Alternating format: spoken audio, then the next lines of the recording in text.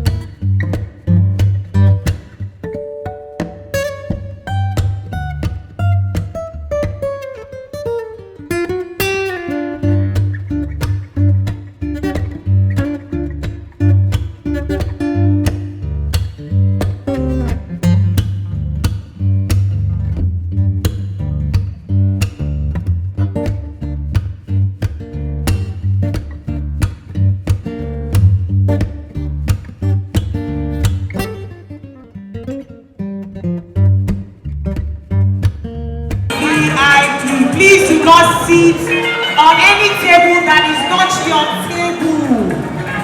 Please. Do not sit on any table that is not your table.